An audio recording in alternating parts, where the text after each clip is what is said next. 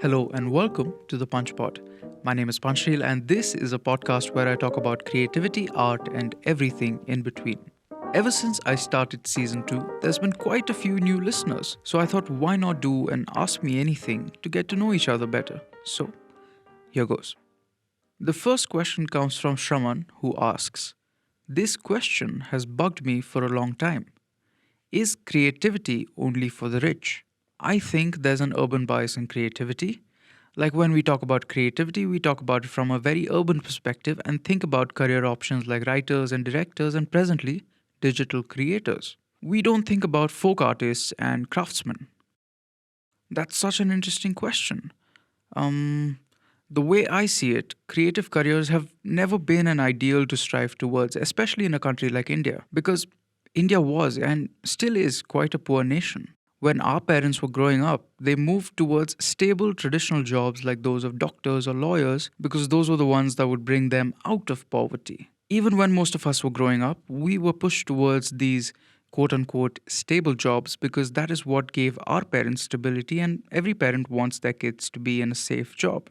Even when the world around us had changed, the mindset that you need stability and stability comes from only a certain kind of job remained and still remains to an extent. I think the urban population are the first to experience this shift in mindset because they have the access and the privilege to see that creativity can pay. This question really made me rethink my biases, to be very honest, because when we talk about folk artists and go to these handicraft and dastakari fairs, although I know that there is an insane amount of labor and creativity that has gone into it, I personally haven't seen that work in the same light as, you said, urban creatives. I also asked a few friends this question to see if they had some interesting insights, and here's some answers that I got. Most folk or tribal artists for whom the craft is passed on through generations, it is the only thing that they can do. They don't have much of a choice. While there is unionization of artisans to some extent, or even the newer, more educated generations are expanding the business and keeping up with market demands, most labor is still dirt cheap for work that requires huge amounts of effort and time. For most of us in urban privileged households, we could even afford to go to schools to learn art, design, filmmaking, with no guarantees of jobs at the end of these 4 years. Many creative careers today, to a large extent, are a choice for the privileged. Another interesting thing I learned from my conversations with friends is that most of this traditional art, most of this folk art has been passed down through generations. During the times of kings and queens, there used to be patronage, and that's how art thrived, and kids from the family could learn because there was an incentive. Over time, those practices stopped, and the weavers and artisans got paid less despite working the most. So, naturally, many kids who grew up watching this didn't see it as lucrative, and I think this trend is very evident when you talk to any folk artists. Another aspect of why people may think creativity is just for the rich is because it has been for so long. It has been dominated by a particular group of people who have gatekept these avenues of expression, either by force or otherwise. Even technology plays a very important role in gatekeeping. For example, I read an article a while back which spoke about how Instagram has largely replaced TikTok in India and erased working class creators. TikTok was a canteen, Instagram is a cafe.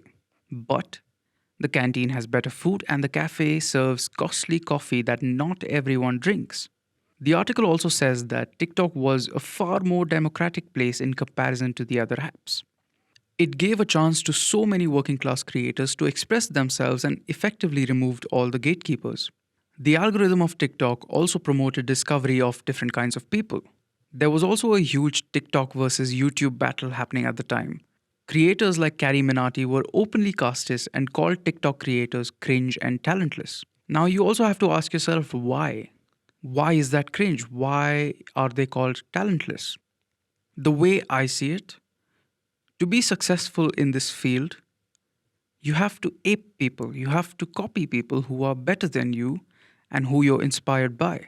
But your creativity cannot be so radically different from the prevailing aesthetics that have been set in place, or you may just be called cringe and talentless. If you simply scroll through your Instagram reels, you'll realize that the only kind of people you're seeing there belong to a certain privilege. They wear good clothes, they speak good English, and they all look very similar to each other. And for someone who doesn't come from a similar place and a similar aesthetic or design sense, it's like fighting an uphill battle with yourself because that kind of messes with your own self confidence, which is why representation matters. And another thing I don't like about this whole facade that Instagram and all these apps put up is that even if you don't have the money or resources, you have to fake it. You have to show that I have all of this, when in reality, you may not even have half of it.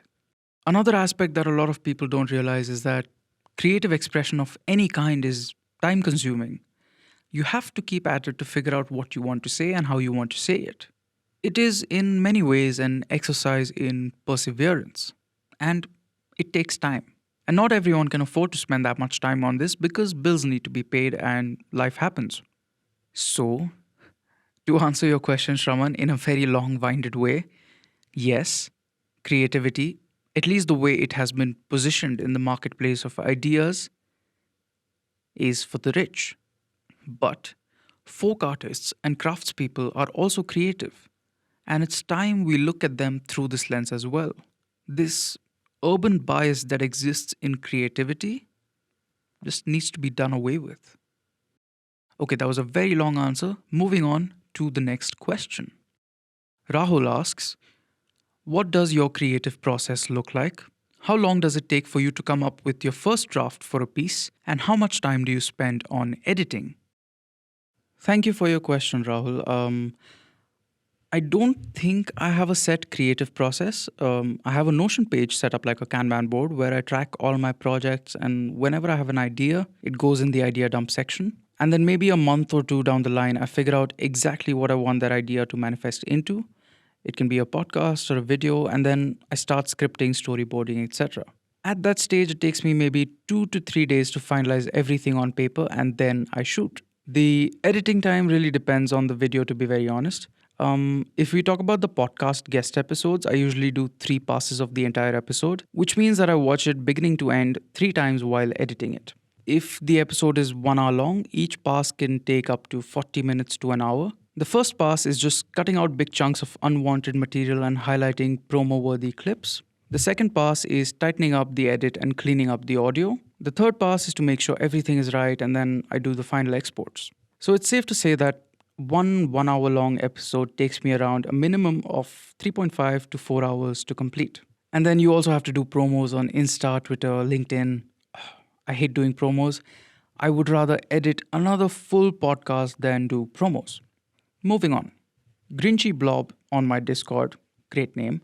Grinchy Blob on my Discord asks, what is your favorite TV show and movie, and what is your favorite song and why? Okay, favorite TV show? Currently, it's a tie between Reply 1988 and Our Beloved Summer. Both are fantastic K-dramas about love. Movie. I'm not much of a movie watcher, if I'm being very honest, but I really loved Train to Busan and Shaun of the Dead. Great zombie movies, both of them. And Bong Joon-ho's Parasite was also quite nice. It was a masterclass in filmmaking. Okay, favorite song and why? There's so many. Christmas Tree and Sweet Night by V of BTS are current favorites. One song that I've recently rediscovered is Dreaming Again by South African artist Jeremy Loops. It's about the dreaming phase that comes before any major change. He says, revolutions only truly gather meaning when we act on them. But the dreaming phase is so important. Never undermine the dream phase. I think that's a very good note to end the episode on. Thank you so much to everyone who sent in your questions. It really means a lot.